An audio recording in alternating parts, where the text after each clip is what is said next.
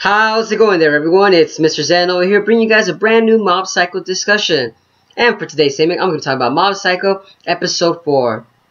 Now, folks, this episode, I felt it completely, entirely different, guys. This episode is like the start of a brand new story arc involving around the whole series itself, guys. Because of the fact that, for the first time, folks, we're actually witnessing an episode actually carry on to another episode in which the series hasn't done this so far. And I'm excited to think because of the fact, also, we're involved with a brand new set of cast members. We're involved with old cast members actually being showcased and shown on the spotlight throughout this entire episode. And you're here wondering, like, wow, the author one really knows how to set his world pacing, his world building. You know how he's actually building everything up. Everything wasn't done just out of random. No. Everything was done to kind of like chess pieces put in place, guys. And that's what I was very fascinated at the fact, because the author one was carefully and strategically placing everything in hand. And now everything is coming together in this episode, guys. And episode 4, guys, you guys will very much enjoy. Because at the end of the episode, guys, we are actually witness a very brand new character who's actually another powerful psychic, guys. And that's what I was actually very interested in. Because the fact that this episode is bringing a brand new character that has psychic powers, just like Mob. And you're here wondering, like, wow, you know, we actually haven't been introduced to another psychic throughout the whole entire series. And now you're just wondering, like, wow, how is the author one going to go on along with this, you know, like the whole entire series as with the brand new psychic? Will he start bringing more psychics along more episodes? And you're here going to be pondering at the fact that as to what exactly is this new character going to bring and surface into the new series as well. And I'm still like very excited at the fact that we're actually going to witness a first psychic battle, a psychic between a psychic. That's what I'm very focused at right now. You know, everything, all the shenanigans, all the comic gags, everything, all the drama, you know, it's all just built up. That's all just built up throughout the whole entire episode. And you're going to be laughing at the fact that it's all making sense now, too, at the same time. And even if the side character is still just for a silly gag, they're still meant to serve for a purpose. You know, everybody in this entire world that one is setting up, they all have purpose, guys. That's why, like, if you see like even a small character or a ghost or anything, it doesn't matter. It might pop out again later in the series. That's what I'm just like kind of curious as to the fact that I love how he carefully balances each characters out throughout the whole entire series. But now, let's get to this, guys, because the fact that I'm going to digress way too much. Alright, so basically, the story starts off, you know, with Tenga Onigawa, and he's actually, how do I say this? Think of him like Kuwabara from Yu Yu Hakusho mixed with JoJo's Bizarre Adventure mixed in together. It's so hilarious because he's like this like afro, or he's like a little rebel, guys. It's so hilarious the fact that this character that's introduced, Tenga, he is this like ultra badass. Like everybody has like a little pompadour, is always a badass, guys. But this character was just demolished in the beginning by another character who was actually a powerful psychic. And also, this story arc that's building up is actually involved between two schools, guys. The school where Mob goes, Salt Middle School, and another school that's actually it's just barely been introduced. And I'm assuming also the fact that all these schools, they're all based on like seasoning products. It's so hilarious because the other school is called Black Vinegar Middle School. And I'm actually laughing at the fact that it's like as if like they're living like what, like a giant fruit salad or something. I'm here thinking like, okay, what's next, guys? We're gonna have a Meatloaf Middle School next to there. You know, I'm just like kind of laughing at the fact, the puns that one is actually doing, you know. But like I said, enough with the comical gags and everything, all the seriousness. The story was very progressing at the fact, and the beginning, it's basically Tenga. Tenga was orchestrating a whole bunch of drama that actually brought everything down into one place. And Tenga, you know, he is seen as like a very brash, very arrogant, you know, just a very rebellious kid. You know, just even when you first see him in the first episode, he was seen like as a very rebellious kid. You know, he doesn't think. He actually just acts first and thinks later. But in this episode, Tenga was actually showcased to be a lot of character progression itself, because of the fact that, well, I wouldn't say character progression, I would say it's just they were showcasing him more on the spotlight as the fact that how his character acts and how he actually surrounds his environment with his personality. And his personality was very, it's very like in your face kind of attitude. Like it's very outgoing. He doesn't care what people say about him. He just, you know, just think of that, like think of it like a Naruto 2.0 with just he's kind of just brashing attitude. You know, he's like a child. You know, of course they're very emphasizing the fact that he's very young too at the same time. So he's very, I would say, ignorant when it comes to social standards sometimes too at the same time. But it's so hilarious the fact that throughout the episode, Tenga himself was actually orchestrated everything, because the fact that since Tenga was involved with another school, and they were kind of basically just having like school beef or something along the lines of that, basically just, you know, middle school drama, you know, it's bullies just trying to be bullies. And basically it just involves throughout the whole entire episode of basically Tenga trying to get back at this other school bullies at Black Vinegar School. But at Black Vinegar School, there's another psychic that's involved, and that psychic in itself, guys, is a very powerful psychic. The first psychic that we actually witnessed is a very powerful psychic besides Mob.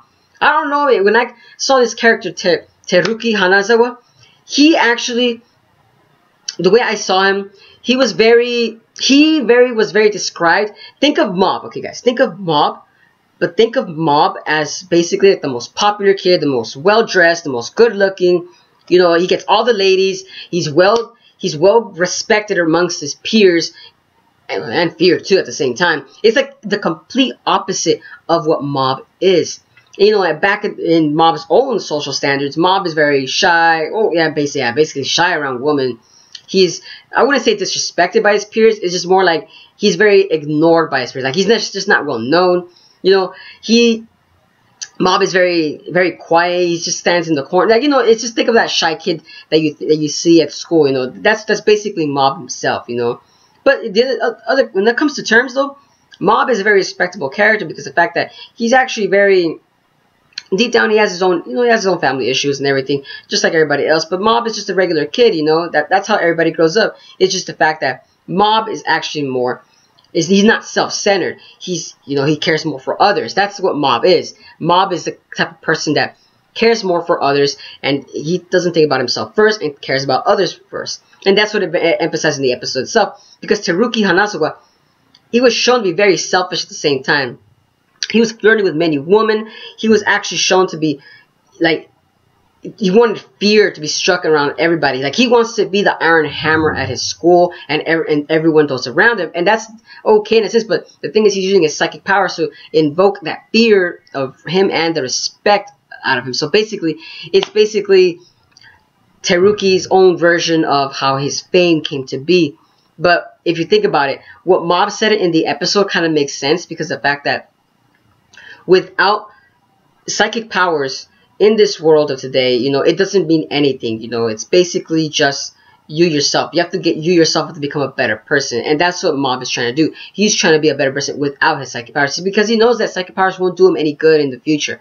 I mean, yes, they will do like maybe like a sideshow or something, but in the real world, that won't do him any good. He's just like a brainless idiot, and that's what Mob was trying to emphasize. And Teruki himself, I could kind of see his character progression going along the route of that if his psychic powers goes away or anything like that, basically he will become known, because basically it's his psychic powers that made him be who the person that he is. And that was very, very interesting at the aspect of how one was trying to portray how two different worlds are portrayed. You know, one is actually trying to better himself, and one is just very self-centered and trying to use, it's basically the psychic powers are lifting him up to the seat that he's at.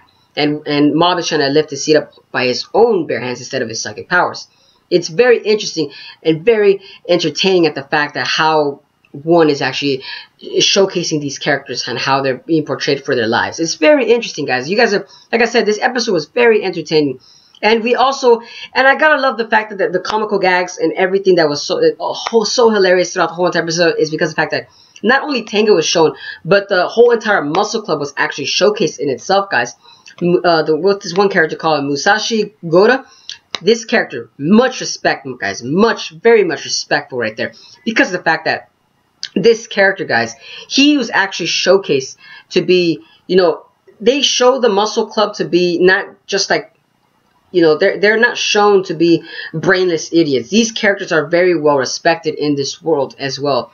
I respect the Muscle Club, the fact that Tenga actually was trying to ask for help from the Muscle Club, and the Muscle Club members, instead of saying yes, we'll go beat up the bullies, they actually gave a different response than what you would think. And it's so hilarious that one does it in a very comical sense, but the way that they actually kind of introduced them was the fact that the muscles that they're using they're not meant for such petty things. And I, for one, fell in love with the Muscle Club members. If they were, when I was growing up and these characters were around my life, I personally would be like, holy snap, guys, much respect to you guys. I would go join the Muscle Club in itself. Because the fact that, it's true, guys, these muscles aren't meant to, to hurt nobody. They're meant, to better yourself. That's what the Muscle Club was trying to do. And that's so hilarious, the fact that that's what they're trying to do for Mob. And much respect for Musashi Gota, because the fact that even though they don't know Mob that very well, they actually went to go rescue Mob in the episode, and that was very much respected. It's so hilarious that Musashi Gota is actually a very in control kind of person. He's very, like, his character is shown to be a very well-tempered, in control kind of person, and he's always trying, he's not trying to hurt nobody too at the same time. It's so hilarious. Much respect to that character. Much respect, guys. Love that character, Musashi Gota, and all the Muscle Club members. They're so hilarious at the same time. And it's so hilarious when Teru was actually fighting Musa. It's shown that not only they're actually, they would go against all odds against just help Mob, but it's just hilarious the fact that Teru just uses psychic powers. But in the episode, we're also showcased Ritsu. Ritsu's also shown to be showcased more in this episode. Like I said, there's so many characters that were introduced in this episode, but it's so hard to condense it all in this review, guys, because it's so hilarious the fact that so much has happened in the episode that it's all that character build-up and all that story building, it just adds up all the way to the last episode. And like I said, Ritsu, basically Mob's older brother, is showcased in this episode a little bit more, and it's shown that the sibling rivalry that they have is basically Ritsu is jealous of Mob, but Mob actually doesn't see it that way. Mob actually respects his older brother because of the fact that he's actually a person that has grown to fame. Like I said earlier before, he has grown to how he's standing at the top of the school as a very popular kid, but by his own two hands.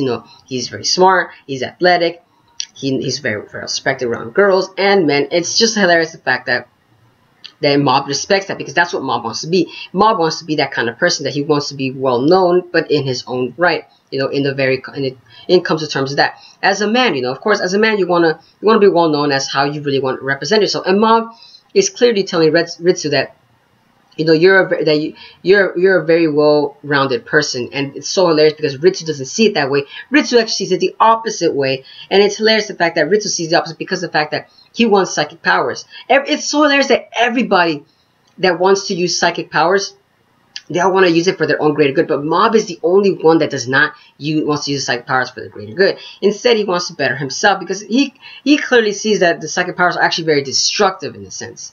It's basically that. It's just, I kind of see Mob as he's a well-rounded character. It's just that he just needs help in controlling. It's just, that's what he needs. It's just help in control. That's all he really needs. Control of his life, basically. It's not his psychic power. He's got control of his psychic powers, but just now he needs to control his life. That's what's so hilarious fact. And then last but not least, guys, we are introduced to Dimple, guys. Dimple is back, guys. Dimple is a hilarious character. We have another comical guy. I don't see him as a very serious character, guys. He is more for comic relief, because of the fact that, he was a villain in the previous episode, but now he is actually shown to be, he seems to be now becoming a very plot important character for Mob, because he's actually, you kind of say, he's basically, you could kind of say he's kind of like Mob's conscience, you kind of almost say. Like, how like the devil and the angel, basically the Dimple is basically, the devil is always going to be on Mob's shoulders, because of the fact that Dimple himself, he is shown to be he's very selfish at himself, guys. He is shown to be very selfish because of the fact that, if you look at it, he wants to use the psychic powers too. And throughout the whole episode, they kind of emphasize that that Dimple wants to take over Mob, because Mob is very powerful psychic. But of course, Dimple has to basically follow Mob throughout his life. And it's hilarious the fact that Dimple tried to follow Mob throughout the whole entire episode, try to see how Mob's life is, but he can't get out of anything because Mob is a very, he's a socially awkward person. So Dimple's gonna have to follow him throughout the rest of his life. And it's hilarious because Dimple actually also tries to help Mob become a better person. he's kind of the center of truth too. He tells Mob blatantly, like, Mob, it's not this, it's actually this. But Mob, disagrees and, does his own thing. And it's hilarious because Dimple really is trying to help Mob out. He really is. It's just that Mob is just very socially ignorant. It's just hilarious. Like I said, the chemistry between these two, it seems a little stiffy right now at the moment, but that's because they're barely introduced. But I could clearly see the chemistry between these two characters that as the episodes will continue on, they're clearly going to get better and better. But like I said, guys, I'm loving the episode itself. The entire episode itself was a grand masterpiece. I personally loved it. All viewers are going to be hooked on it, guys. But that's it for today's segment, folks. I very much enjoyed this very episode. But like I said, I can't wait for episode 5 because in fact we're going to have a psychic versus a psychic. That's going to be the next episode, guys, and I can't wait. But like I said, guys, give a like, comment, share, and subscribe. But that's it for today's episodes, folks. But this is Mr. Zen, signing out.